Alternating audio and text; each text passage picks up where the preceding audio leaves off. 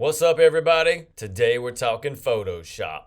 Quick mask, layer styles, and much more. So bring your appetite and let's get into it.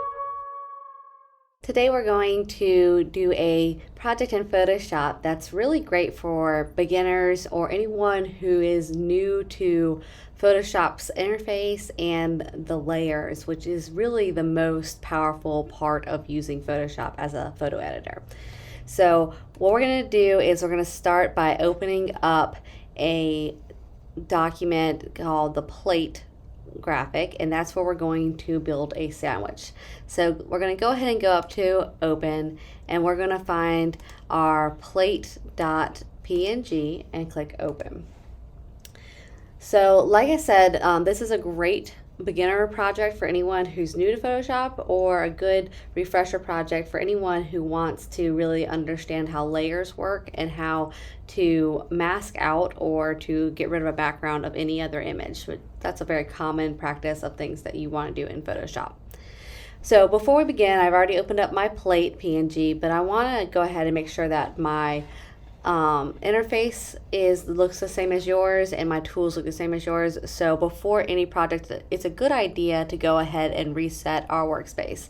To do that, at the top menu, we're going to go to Window, we're going to go to Workspace, make sure that Essentials is checked. If it's not, go ahead and click on that, and then click Reset Essentials, and that's going to put it so that we're all of our toolbars and panels on the right hand side, and the tool options up at the top all look the same. We also want to reset our tools. So it doesn't really matter what tool you have selected over here. You can click on any of these tools. And once it appears up here in the top left, you're going to right click on the actual icon that looks like the tool and click on Reset All Tools.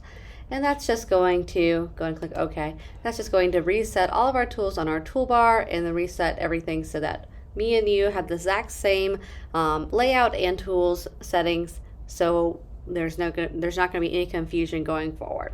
All right, like I said, we're going to create a sandwich on here. So we're going to go ahead and place a piece of bread on top of our plate.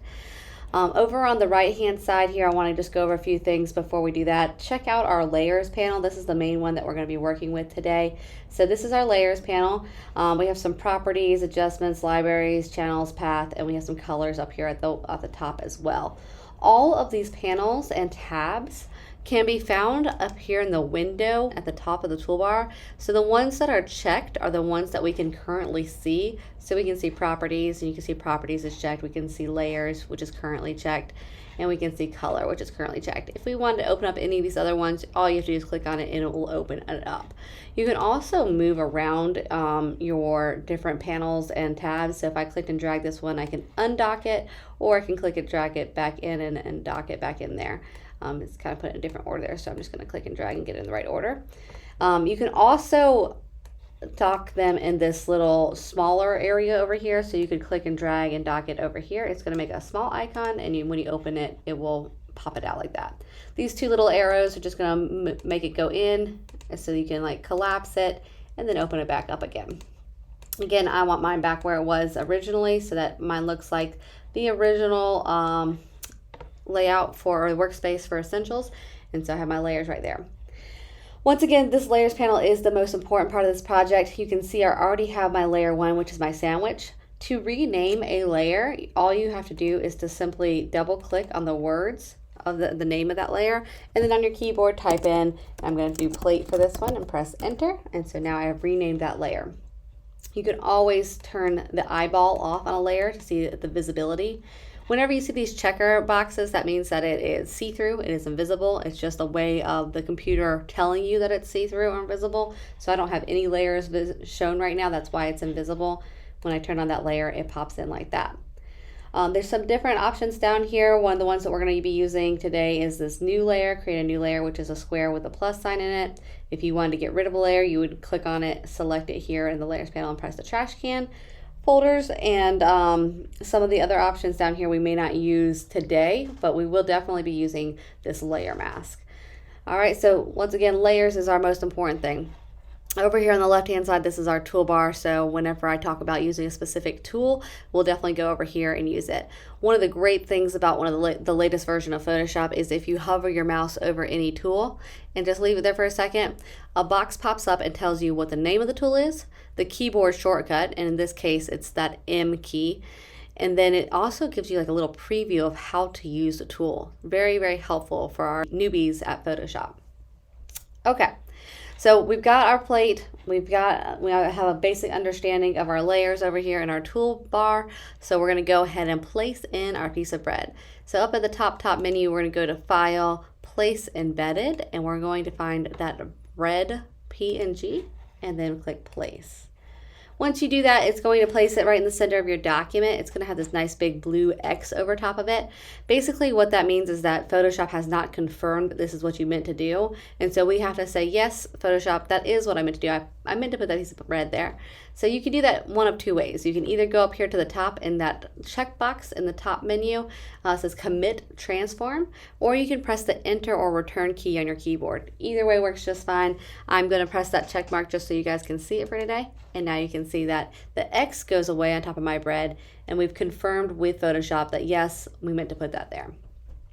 One of the cool things with placing images embedded into a Photoshop file is that in our layers panel, first of all, you can see that the bread is placed on top of the plate. I can turn the visibility on and off so you can see that it's there.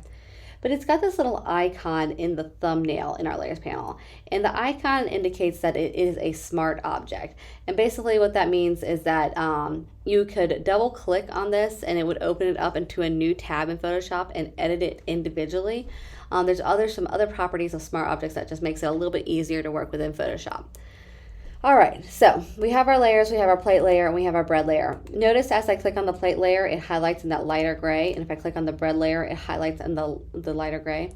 That is your indication that that's the layer that is selected. So if I'm working on the bread layer, I want to have that one selected. If I'm working on the plate layer, I want to have that one selected.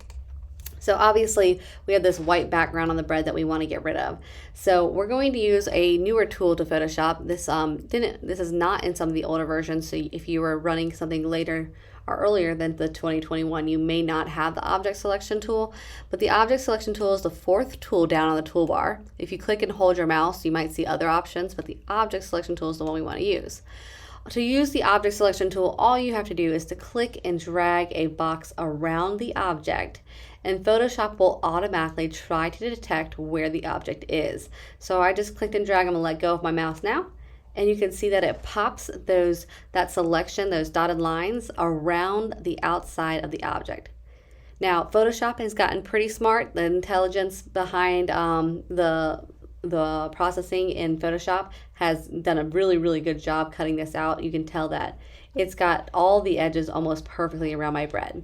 Now, to check that, so I want to check to make sure that those dotted lines are exactly where I want them. I can go into what's called the quick mask mode. We're going to talk about two different types of masking today: quick mask and layer mask. Quick mask is always first before you do a layer mask. So quick mask mode is the mode that we can check our selection where the dotted lines are to make sure that they're in the right place. To go into quick mask mode, there is a button at the bottom of the toolbar. It is the second to the very lowest to the bottom. It says edit in quick mask mode when you hover your mouse over it. You can also press the Q on your keyboard. Either way is fine. I'm going to go ahead and press the button in right now so you can see it. So first of all, notice that when I press it in, it's indented. It looks like I have it pressed down over here on the toolbar. That's very important to know. It's always important to know whether you're in quick mask mode or if you're in standard mode. If you press it again, you go into standard mode. If you press it again, you go back in quick mask mode. The default when you open up any object or any project is standard mode. You have to go into quick mask mode to get to quick mask mode, and then go out of quick mask mode to get out of quick mask mode. Some other indicators to let you know that you are in quick mask mode. Obviously, everything that was not selected on that bread layer is now has this shade of pink or red around it. So that's one indication that you can know visually that you are in quick mask mode. Another indication is that over here in our layers panel, my layer that is selected is the bread layer. It used to be a light gray and now it's got this pink overlay on it. So those are the ways that you can tell that you are in quick mask mode, that the button's pressed down, that some things are pink or red in their image, and then obviously that layer selection is a different color as well. So once again, the purpose of quick mask mode is to check your selection, to check where the dotted lines are to make sure they're perfect. Once again, Photoshop did a really good job on this piece of bread, but I want to make it so that it looks a little bit more rounded right here. It's a little pointy for my piece of bread. It looks a little unnatural. So what I'm going to do is I'm going to zoom in on just that one little area. So I'm going to use the Command plus key on my keyboard. I'm going to do it a couple times. If you're using a PC, that's going to be a Control plus. And then sometimes, depending on your settings on your PC, you have to use Alt plus instead. It just really depends on the version of computer you have and how your keyboard is set up. But on a Mac, it is Command plus, and on a PC, it's typically Control plus. And then I just use my, I just kind of scroll down over here to that corner so I can see that pointy edge. Once again, Photoshop did a great job. It did actually cut out where I want it to cut out, but I want to make this a little more natural. So I'm going to modify or change where my dotted lines are, where my selection is, so that this is a little bit more round. When you are in quick mask mode, the only way to edit where the selection is with the paintbrush tool. And so with the paintbrush tool selected, that's the 1, 2, 3, 4, 5, 6, 7, 8, 9th tool down on your toolbar. That brush tool selected, and up at the top menu where the tool options are, we're going to make sure that it is a hard brush, 100% hard. What that means is that the edges are exactly solid. There is no fading out. It's not like a spray paint. It's not like airbrushing. It is a solid brush. The edges are hard. And then the size you can change of your brush right here. And if you have your cursor over on your screen, you can kind of see how big that brush is right now. If I take it down quite a bit, you'll see that it changes.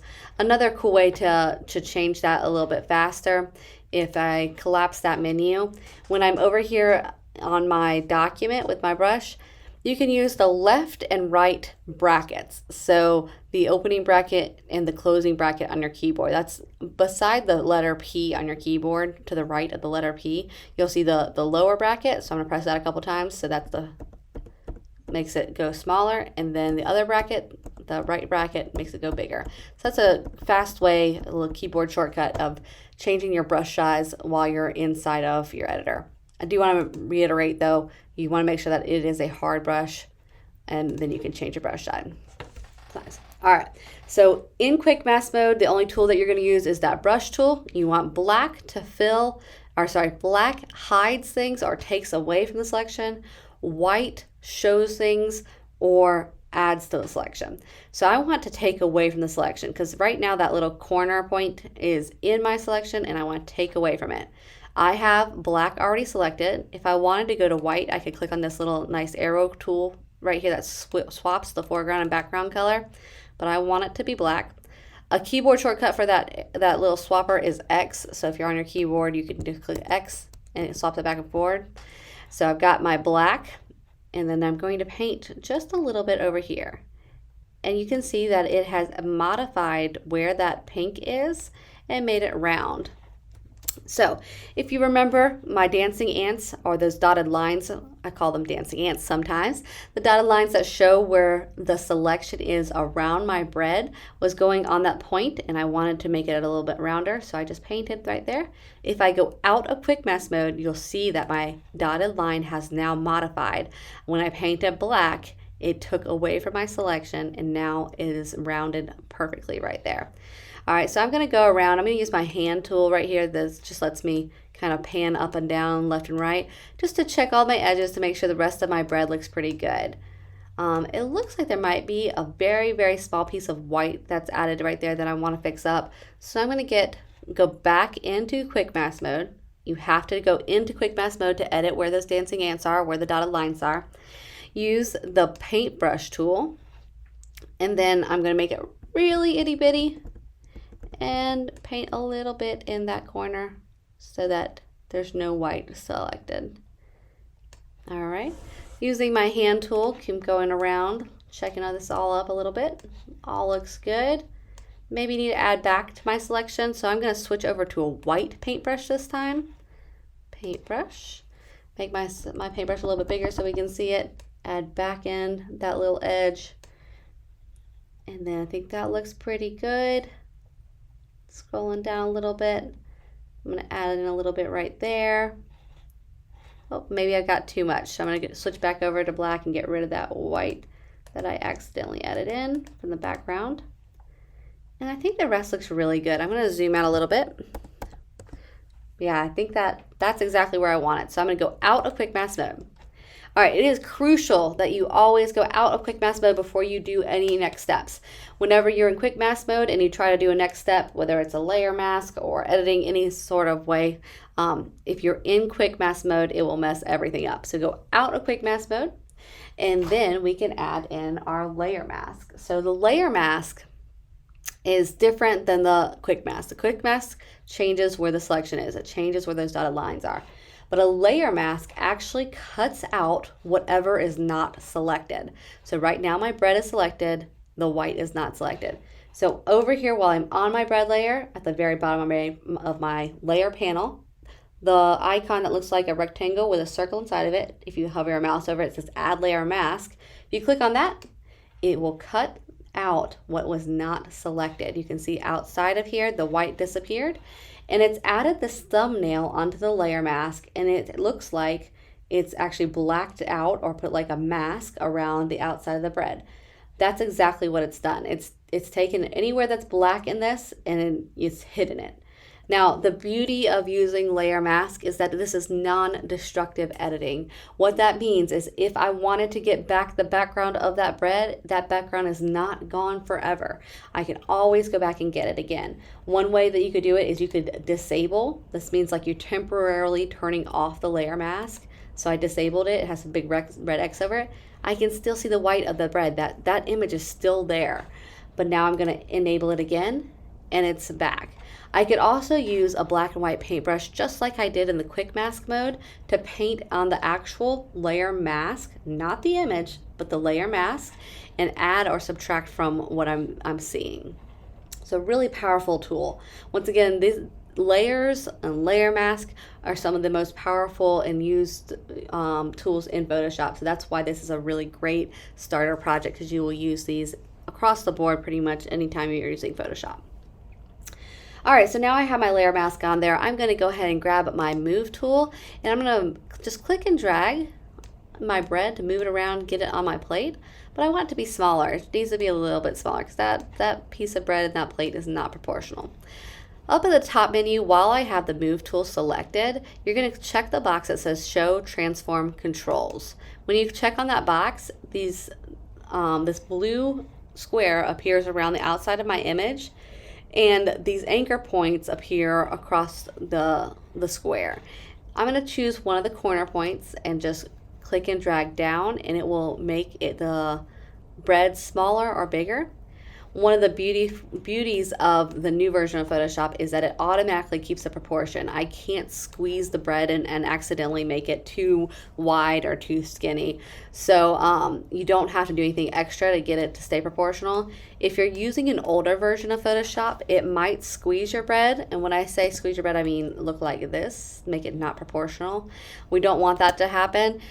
If you're using an older version of Photoshop, you'd have to hold down Shift to keep it proportional. The newer version of Photoshop does that automatically for you. You can also hover your mouse over the corner outside of that transformation box just a little bit until you get that curved arrow, and then you can rotate your bread and get it exactly where you want it on your piece of plate. Once you get it where you want it, again, Photoshop's like, okay, are you sure that you want to do that? And you have to say, yes, Photoshop, I meant to do that. So you can click the checkbox here, or you can click enter on your keyboard. Great, so we got the bread in. Let's go to our next layer of our sandwich here. We're going to go up to File, and then we're going to go to Place Embedded, just like we did with the bread. And this time we're going to add lettuce to our piece of bread. So click Place, and it pops up just like it did before. Remember, we got that big blue X on there as Photoshop's asking us, is this what you meant to put? We're going to say yes, we did. Check the box. And I'm going to go ahead, before I start cutting it out, I'm going to go ahead and make it a little bit smaller so I can see what I'm working with and move it around. And I was already on the move tool, so it made it easy. Check that box.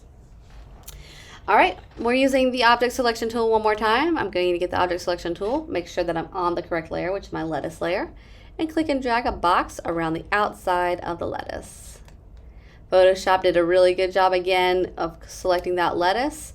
I think I'm going to touch up right here though. I think that I want my dancing ends to go in there. It's hard to tell whether that's the background or if that's actually lettuce. I just did Command plus on my keyboard to zoom in there. But I think that I don't want that piece included in my lettuce, and maybe that piece too. So remember to change where our selection is. We're going to go into quick mask mode. Everything that is not selected is highlighted in this pink, and everything that is selected is its normal color. Using my paintbrush tool, I'm going to use black to take away from the selection and white to add to the selection. I already have black, so I can start painting in here and get to the area that I want. And I'm going to use that keyboard shortcut of the left bracket one more time to make my paintbrush really small and get right into the corners. This process can become very tedious very fast, depending on how particular you are and how perfect you want it to be. But I will say that this is the way to make it look the most realistic. So you do have to zoom in there and look at the individual pixels, make sure you get the right parts of your image. That's really what helps make it look realistic. And I'm just using that keyboard shortcut over and over again, the brackets, to make my paintbrush bigger and smaller. And I'm going to do the same thing over here because I think that this is like a see-through piece. It goes to the background, so I'm going to kind of cut that out as well.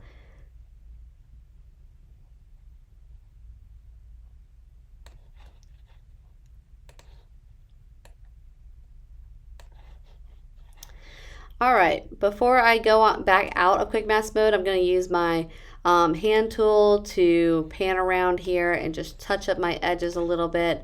Like I said, Photoshop actually did a really good job. I'm just trying to make it look as realistic as possible. Using my hand tool again, go down here, paintbrush tool.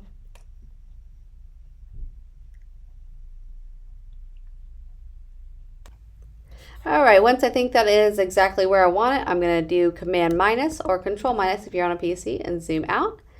And then we're going to check to see if our selection has modified outside of quick mask mode. So when I go out of quick mask mode, remember you can press Q on your keyboard to get into quick mask mode or out of quick mask mode. I now have my selection right where I want it, and I can click on the layer mask on my layer. Once again, make sure that you are not in quick mask mode before you click on that layer mask. There we go, we've got our lettuce now. Same thing as before, I'm going to use that move tool to make it a little bit smaller, maybe rotate it, get it where you want it on the bread. Try to make it look as realistic as possible. Now, I kind of want two pieces of lettuce, one here and one up here, just because I think that looks proportional, looks like the right size for this piece of bread. So I've got it rotated where I want it. Remember, I have to tell Photoshop, yes, this is what I meant to do. So I'm going to click on that check mark, or you can press Enter on your keyboard. And I'm going to go ahead and take this layer of lettuce. I'm going to right click and then do duplicate layer. A box is going to pop up that says, do you want to duplicate it, basically, and this is the name of the new layer, lettuce copy. I'm fine with that. I'm going to go ahead and click OK. And so now I have two lettuces. They're right on top of each other, so I can't see them. If I click and drag that top one, you can now see that I have two layers.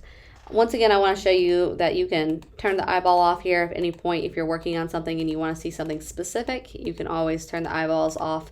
That's the visibility for each layer. All right, that lettuce copy layer, I'm going to go ahead, just so that doesn't look so much like the first one, I'm just going to rotate it all the way to the other side, do something like this.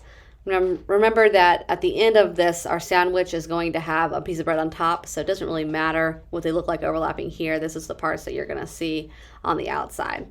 All right, when I've got it rotated, I have to confirm with Photoshop that's what I want, so check mark there. And we're ready to move on to the next layer of our sandwich. I'm going to do Command minus just to zoom out a little bit.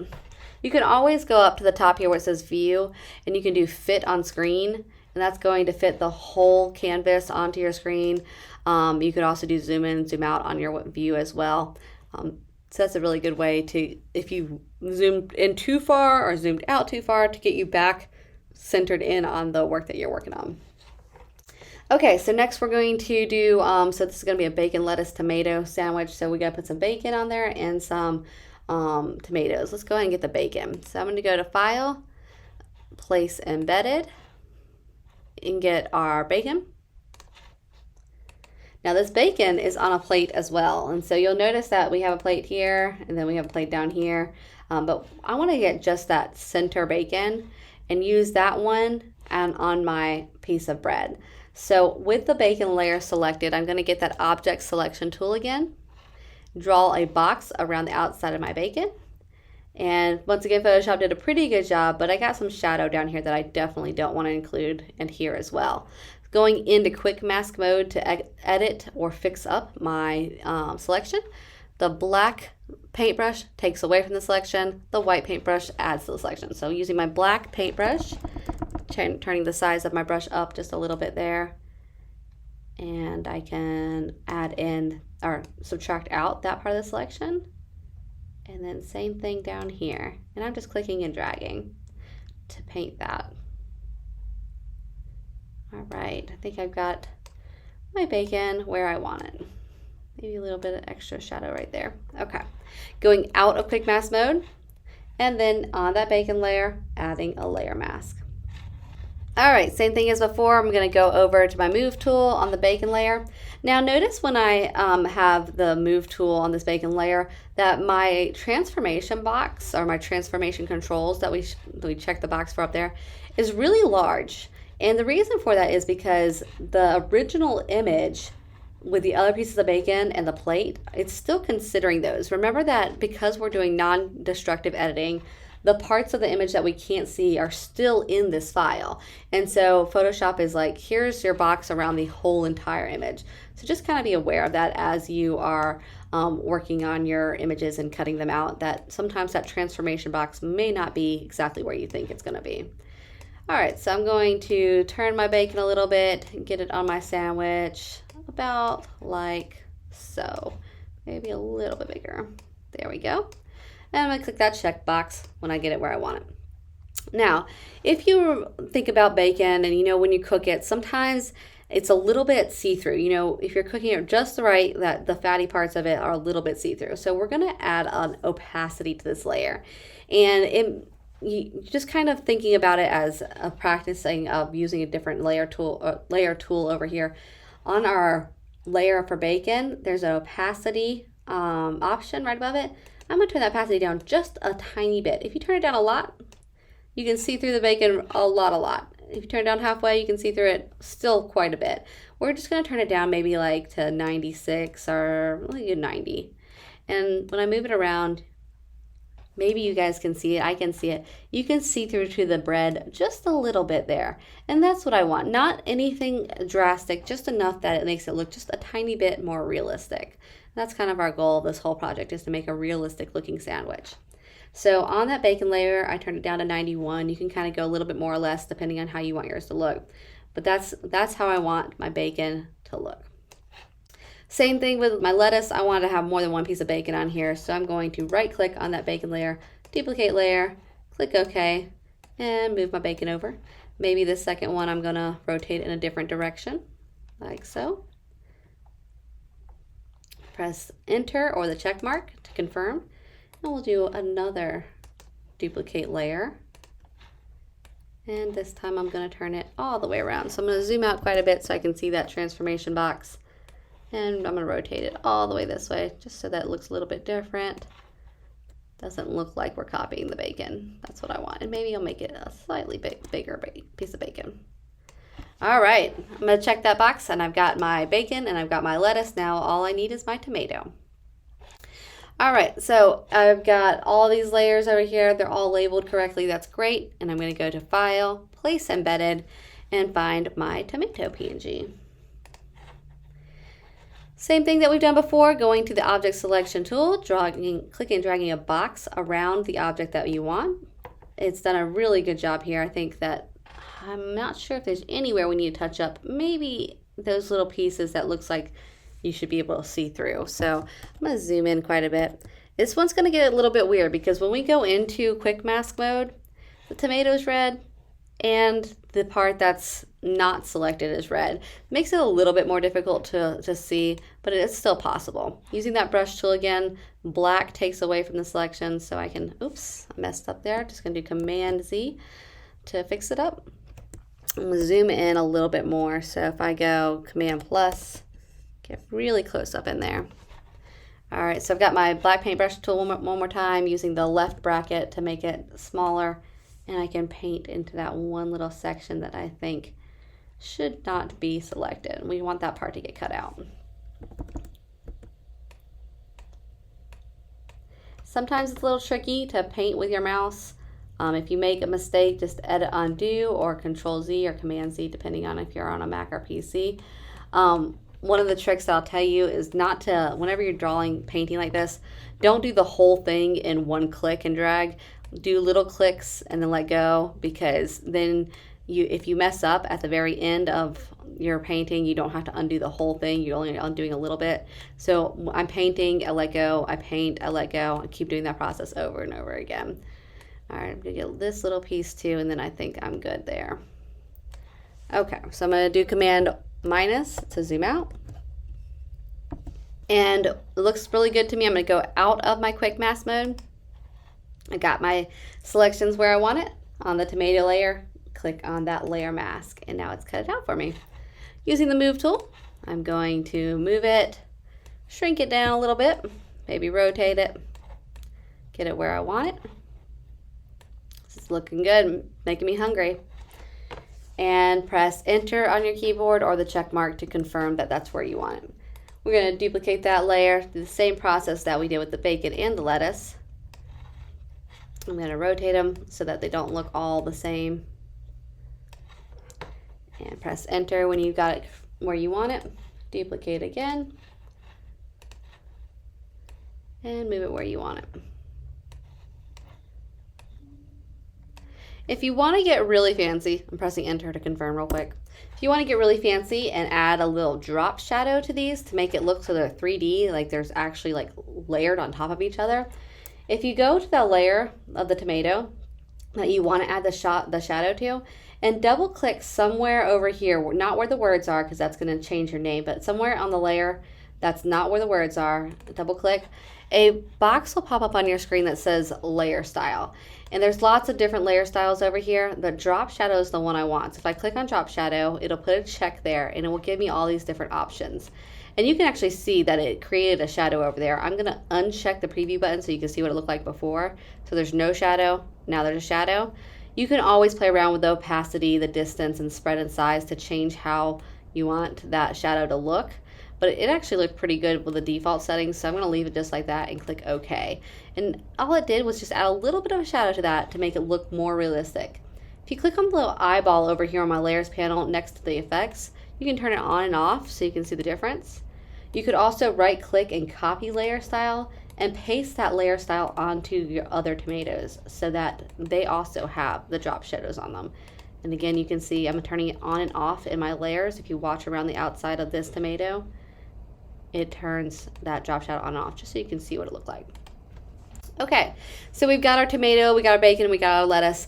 Now we need to add some kind of condiment. I like mayo on my bacon, lettuce, and tomato, so I think that we should add some mayonnaise to this. So I'm going to click on that top layer of tomato and I'm going to create a brand new blank layer. So create a new layer. And the reason I clicked on that tomato, the top tomato, is because whenever you make a new layer, it makes it on top of the layer that you have selected. And I want it to be on top of that one. So I had tomato selected and I made a new layer. The new layer icon is a square with a plus sign in it. When that new layer appears, I can double click on it and I'm going to name this one Mayo and press enter. And this is going to be my Mayo layer. To make my mayo, I'm going to get a paintbrush. And I already have the hardness set up to 100. That's good because it's like a solid squirt of mayonnaise is what I'm going to put on this. But I do want to change my size up just a little bit so it looks like it's kind of squirted out of my mayonnaise jar. Something, maybe not that big, maybe something like that. And then right now I have purple as my foreground color. I don't want my mayonnaise to be purple, so when you click on that color of purple, it's going to open up the color picker, and I'm gonna go like to yellow and then go to a very, very light yellow. Maybe something